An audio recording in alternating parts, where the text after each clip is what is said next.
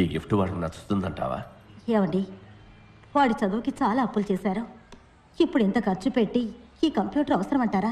ఏం నువ్వు మాట్లాడుతున్నది? మన అబ్బాయికి మొట్టమొదటిసారి ఉద్యోగం రాబోతోంది. మనం కన్న కళ్ళన్నీ నెరవేరబోతున్నాయి. వీటన్నిటికన్నా డబ్బు ఎక్కువ చెప్పు. వెంకట్,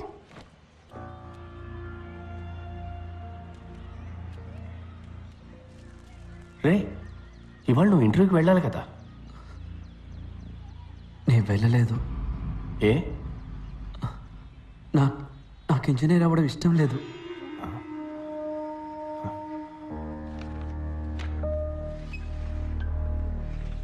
ఏమైంది? ఏదైనా యాక్సిడెంటా? నేను కాలేజ్ బిల్డింగ్ పైనుంచి దూకేశాను సార్. ఏ? నన్ను కాలేజీలోంచి డిస్మిస్ చేశారు. దేనికి? నేను తాగేసి ప్రిన్సిపల్ ఇంటి గుమ్మలో పాస్ పోసాను సార్. ఆ పిచ్చి వెతవ పాణి నోటుకొచ్చింది చెప్పి నిన్ను బ్రెయిన్ వాష్ చేశాడు రా. నాకు ఇంజనీరింగ్ బుర్రకు ఎక్కటం లేదు నాన్న. పొరపాటునైనా కూడా పనికిరాని ఇంజనీర్ని అవుతాను. పాణిది సింపుల్ బిలీఫ్. నీకు నచ్చిన పని చెయ్యి, అప్పుడు పని పనిలా ఉండదు, సంతోషంగా ఉంటామంటాడు. రే, అడవులకు వెళ్ళి ఏం సంపాదిస్తావురా? స్టైఫండ్ తక్కువే వస్తుంది, కానీ నేర్చుకోవడానికి ఎంతో ఉంటుంది నాన్న.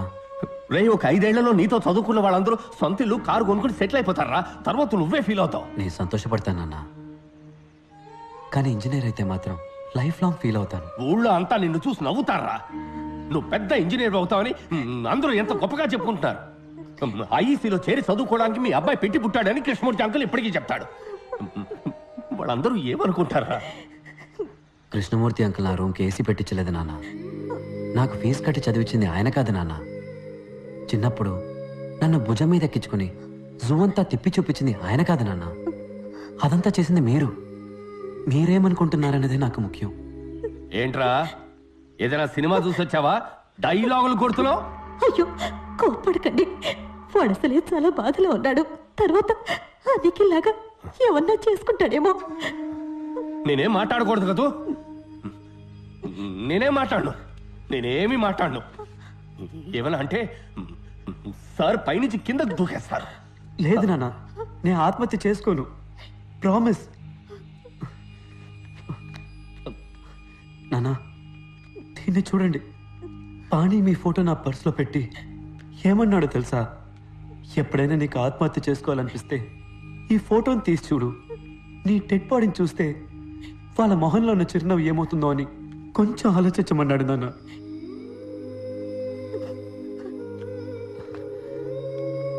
నాన్న, నేను మీతో మనసు విప్పి మాట్లాడడానికి వచ్చాను. ఆత్మహత్య చేసుకుంటానని భయపడడానికి కాదు. నానా, నేను ఫోటోగ్రాఫర్ని అయితే ఏమవుతుంది నానా? జీతం తక్కువ వస్తుంది, చిన్న ఇల్లు, చిన్న కారు, కానీ నేను చాలా సంతోషంగా ఉంటాను. I will be very happy.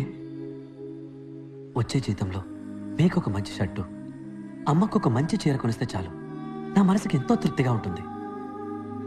నేనెప్పుడు మీరు చెప్పినట్టు నడుచుకుంటూ ఉన్నాను కదా. ఈ ఒక్కసారికి నా మనసు చెప్పినట్టు నడుచుకొని ఇవ్వండి నాన్న. ప్లీజ్ నాన్న, ప్లీజ్.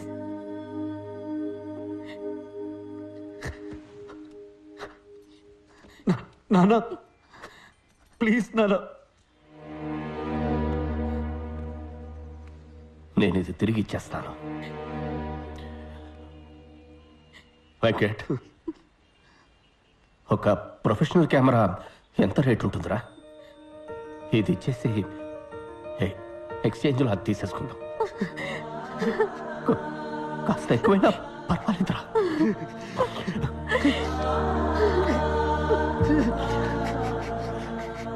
వెంకట్, నీకు నచ్చిన పని చేయరా.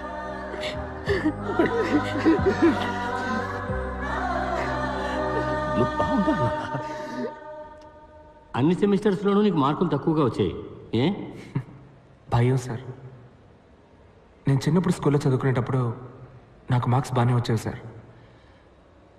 మన కుటుంబ కష్టాలన్నీ మన అబ్బాయి తీరుస్తాడని మా అమ్మ నాన్న అనేవారు. అప్పుడు స్టార్ట్ అయింది సార్ ఈ భయం. నేను 5వ క్లాస్ వరకు కాన్వెంట్లోనే చదువుకున్నాను సార్. ప్రతి నెల ఫీజు కట్టలేకపోతున్నామని గవర్నమెంట్ స్కూల్లో తెలుగు మీడియంలో జాయిన్ చేశారు. ఇక్కడికి వచ్చి చూస్తే అంతా ఇంగ్లీష్లోనే ఉంది. దిక్కు తోచలేదు. నా భయం కూడా చాలా ఎక్కువైంది సార్. ఇక్కడ పెద్ద రేసే జరుగుతోంది. ఫస్ట్ రాలేదంటే ఇక్కడ ఎవరికి మర్యాద ఉండదు. నా భయం శాశ్వతమైంది. భయం చదువుకు పెద్ద ఆటంకం సార్. దేవుళ్ళందరికీ పూజలు చేశాను. అన్ని గుళ్ళ తాళ్ళు కట్టుకున్నాను. దేవుణ్ణి అదివ్వు ఇదివ్వు అని బతిమాలి బెచ్చమెత్తుకున్నాను. మొక్కులు కేటాయించిన టైంలో చదువుకోనుంటే మంచి మార్క్స్ వచ్చి ఉండేవి. 16 ఎముకలు విరిగాయి. 2 months రెస్ట్. బాగా ఆలోచించాను. అప్పుడు అర్థమైంది సార్ నాకు. ఈరోజు దేవుడి దగ్గర ఎలాగైనా నాకు ఈ జాబ్ ఇప్పించమని నేను అడగలేదు. నాకు ఈ లైఫ్ ఇచ్చినందుకు థ్యాంక్స్ అని చెప్పొచ్చాను. సార్, మీరు నన్ను రిజెక్ట్ చేసినా కూడా నేనేం బాధపడను సార్. ఎక్కడో నా తెలివికి శక్తికి తగ్గ ఉద్యోగం చేసి ఎలాగైనా నేను పైకి వస్తానని నాకు నమ్మకం వచ్చింది సార్. ఇంత ఫ్రాంక్గా బిహేవ్ చేసేవాళ్ళు మా కంపెనీకి పనికిరారు. క్లయింట్స్ని హ్యాండిల్ చేయడానికి డిప్లొమాటిక్గా మాట్లాడే వాళ్ళే మాకు కావాలి. You are too straightforward. But నువ్వు నీ యాటిట్యూడ్ని కంట్రోల్ చేసుకుని పనిచేయగలను అని నువ్వు మాకు అష్యూరెన్స్ ఇస్తే వీ మే కన్సిడర్ యూ. సొంత కాళ్ళ మీద నిలబడడం నేర్చుకున్నది నా 2 కాళ్ళు విరిగాకే సార్. దెబ్బతిన్న తర్వాత వచ్చింది సార్ ఈ యాటిట్యూడ్. మార్చుకోవడం కుదరదు. మీ ఉద్యోగాన్ని మీరు ఉంచుకోండి. నా యాటిట్యూడ్ని నేను ఉంచుకుంటా. సారీ సార్, తప్పుగా అనుకోకండి. ఆగు. 25 సంవత్సరాలుగా నేను ఎంతో మందిని ఇంటర్వ్యూ చేశాను. అందరూ జాబ్ పొందడం కోసం మేము ఏమి చెప్పినా సరే సరే అంతలా ఆడిచ్చిన వాళ్ళే. నువ్వు ఎక్కడి నుంచి వచ్చావయ్యా? సార్, సాలరీ ప్యాకేజ్ డిస్కస్ చేద్దామా?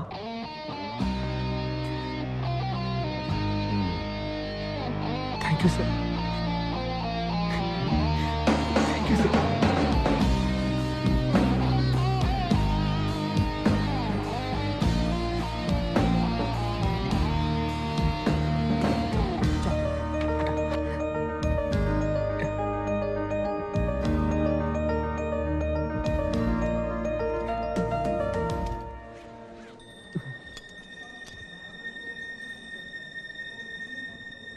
Guruji, you are great. మమ్మల్ని ఆశీర్వదించండి.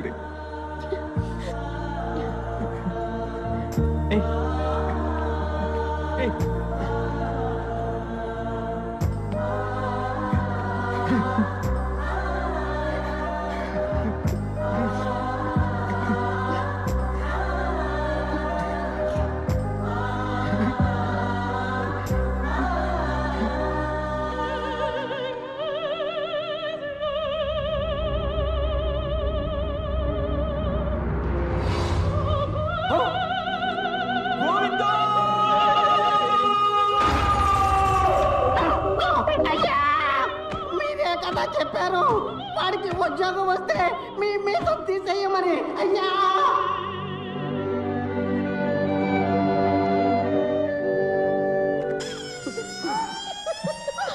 ఏంటన్నది? మీసం లేకుండా పేడి మొహల్లా తయారయ్యా.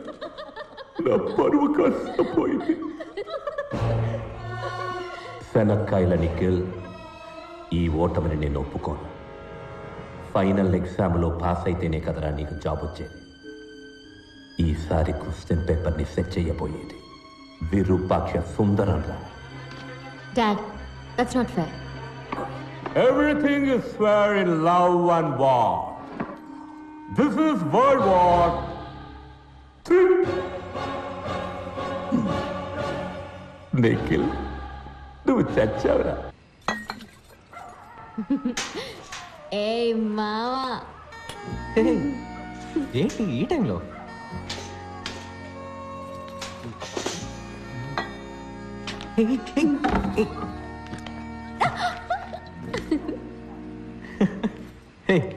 తాగొచ్చావా? జిన్ వేసేసా లేడీస్ డ్రింక్ భలే చువ్వునెక్కేసింది. ఓవర్గా తాగేసావు పాప. మైసమ్మ బయటకు వస్తుంది. అవును రా కిట్టప్ప, కొంచెం ధైర్యం కావాల్సి వచ్చి. ఎందుకు ధైర్యం? ఈ కీస్ కొట్టడానికి మావా. ఏం కీస్ ఇవి? నాన్న virus office duplicate keys. Nikhil ని ఫెయిల్ చేయడానికి వైరస్ క్వశ్చన్ పేపర్ సెట్ చేసి ఉంచాడు. దాన్ని రెడ్ సీల్ వేసిన కవర్లో పెట్టి ఆఫీస్లో ఉంచాడు. పాటను కొట్టేసుకో. చీటింగ్ ఇది. తప్పు. Everything is fair in love and war. ఏ గిట్టప్ప, నాకు నిజం తెలియాలి. కిస్ చేసేటప్పుడు ముక్కు ముక్కు గుద్దుకుంటాయా? ఇచ్చేదా ముక్కు అడ్డు పడకుండా ఇచ్చేదా?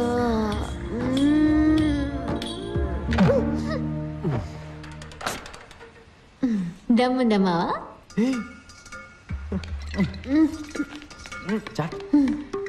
ఏంట్రా ఊపుతున్నావు?